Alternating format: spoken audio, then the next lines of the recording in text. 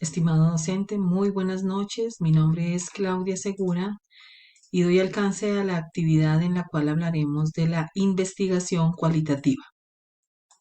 Bueno, la investigación cualitativa es esa que se encarga de recopilar los datos que nos permiten descubrir detalles que explican comportamientos, pensamientos, experiencias humanas. ¿Sí? Busca explicar las razones de esos aspectos o comportamientos humanos, en donde nos podemos preguntar, hacer preguntas cuál, dónde, cuándo, cómo, ¿sí? Em, ya vamos a hablar y a comparar esas diferentes formas en las que vamos a aplicar la investigación cualitativa, en donde vamos a comparar su origen. En el caso de la etnografía, por allá en el siglo XIX en Europa, se utilizó como un método para describir las costumbres y tradiciones de los grupos humanos por los antropólogos, ¿sí?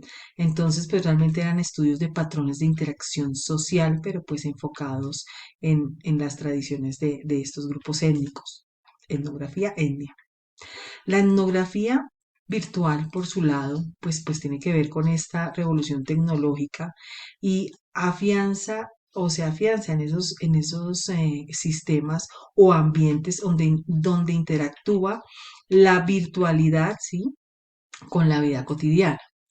Por otro lado, la teoría fundamentada en 1967 con Barney Gleiser busca comprender por qué suceden los acontecimientos y profundiza mucho en el simbolismo, en la gesticulación de en las palabras y en los artefactos. En la investigación-acción, que en el 44 con Kurt Lewin, se creó como con el objeto de poder intervenir en situaciones sociales para ver si se pueden cambiar o modificar.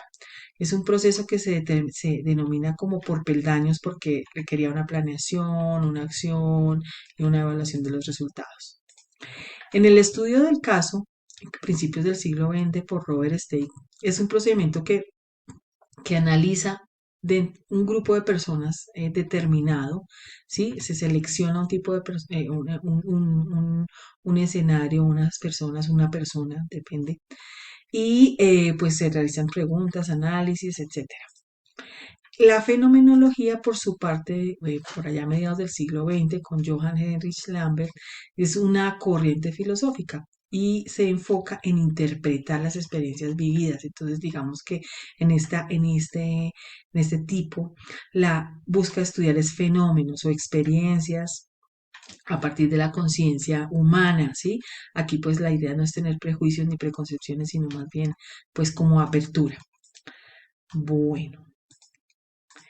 En cuanto a las fases, en el caso de la etnografía tenemos pues que hay una selección de ese objeto de estudio, ¿sí? Aquí se va a determinar las técnicas de las preguntas que se van a realizar, se accede a ese ámbito de investigación, se seleccionan los informes, se recopilan los datos y se procesa la información. En la etnografía virtual también pasa lo mismo, ¿sí? Solo que aquí se va a explorar y se va a reflexionar, se va a ingresar a ese escenario y se va a recopilar ese análisis de la información.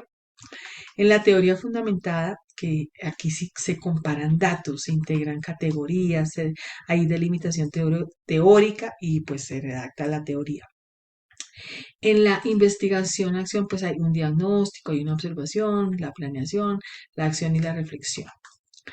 En el estudio del caso existe el planteamiento de ese problema, esa formulación de proposiciones, hay una interacción para esa obtención de esos datos y posteriormente un análisis y unas conclusiones.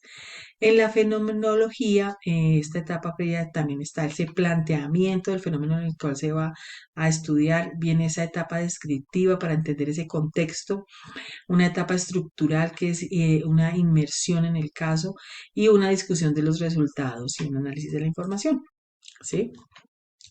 Podemos ver pues que hay continuidad o hay cosas muy parecidas que al final pues terminan con unas conclusiones y unos análisis de esas, de esos resultados a partir de cada una de esas actividades que se van realizando. Bueno, eso en cuanto a las fases. En cuanto a las técnicas o los instrumentos utilizados por cada uno, pues tenemos que en la etnografía está como la reflexión analítica sobre esos datos, la selección y pues la compilación y reducción de los datos, la organización y la caracterización. Pues en la etnografía virtual pues es una observación flotante y pues son encuestas en línea, perdón, y en la teoría fundamentada tenemos un tipo de codificación abierta, la codificación axial, la colectiva y la generación de teoría. En cuanto a la investigación, tenemos la entrevista, la observación del ambiente, formación de grupos de enfoque donde se van a debatir esas notas, donde se van a revisar los videos y se va a hacer la revisión documental. En el estudio del caso, pues aquí se pueden hacer entrevistas personales o estructuradas o no estructuradas, la revisión documental, esa revisión de datos estadísticos relacionados con el caso, y en la fenomenología están también las entrevistas con preguntas abiertas, ¿sí? Grabaciones de voz y video, la revisión documental de antecedentes literarios también. Esta es otra parte aquí de otra de las técnicas o instrumentos utilizados en la fenomenología. Bueno, y en cuanto al análisis de datos, pues nada, en la etnografía, eh, pues primero que todo hace esa observación de ese objeto, de ese participante objeto de investigación con entrevistas cualitativas y pues hay grupos de discusión de los datos. En la etnografía virtual se hace lo mismo, es integrar ese material recopilado y analizarlo. En la teoría fundamentada, pues tenemos las entrevistas y esos grupos de enfoque o de análisis a partir de esos resultados de esas entrevistas realizadas. En la investigación acción tenemos la realización ahí sí de como diagramas, mapas conceptuales, matrices. En el estudio del caso, pues también a partir de la recolección de esa información se organiza la data, se conceptualiza y se socializa. Y en la fenomenología, pues hay una descripción de ese fenómeno y de esas experiencias compartidas. Bueno, eso es todo. Esta es parte de la bibliografía que utilicé para poder entender este tipo de investigación. Muchas gracias, profesor, y quedo atenta.